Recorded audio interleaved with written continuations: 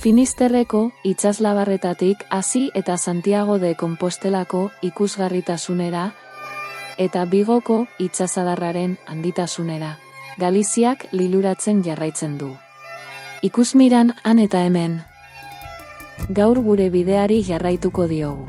Pontevedra probintziako A Guarda udalerrian kokatzen den Santa Tregako edo Teklako kastro ospetsura. Santa Tregako kastroa, Galiziako kastroen kulturaren adierazle nagusietako bat da, eta historia luzea du. Kristo aurreko lehenengo mendetik Kristo ondorengo lehen mendera arte okupazio jarraitua izan zuen. Erromatar inperioaren hasieratik.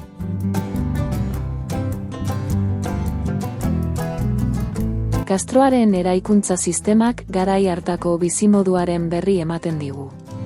Ia etxebizitza guztiek oinarri biribil edo obalatua dute, eta kasu gutxitan partekatzen dituzte hormak.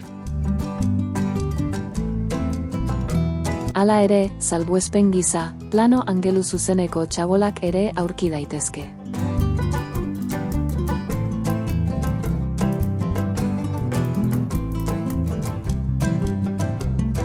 Harresiek funtzio nagusi bat betetzen dute, lurraldea markatzea eta bereiztea.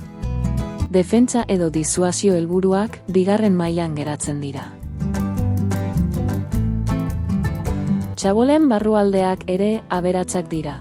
Batzuek eserlekuak dituzte, zoladurak lurrezkoak edo arlauzezkoak izan daitezke.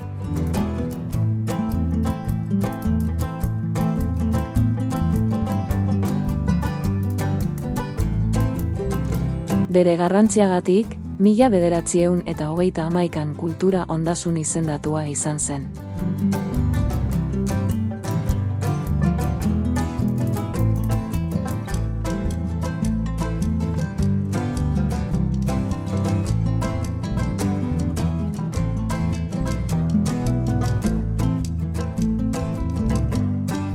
Hogei hektareako azalera izanik, kastroak 3.000 eta 5.000 pertsona artean har zitzakeen. Santa Tregako kastroa ez da soilik arkeologia ondare paregabea. Ikuspegi zoragarrien bidez, Galiziako iragana eta oraina lotzen dituen altxor bat da. Oraindik asko dago induzkatzeko eta ezagutzeko, baina dagoeneko bizita merezi duen tokia da. Mila esker gurekin egoteagatik. Arpidetu eta atsegin botoia sakatu toki eta historia gehiagorekin etor gaitezen.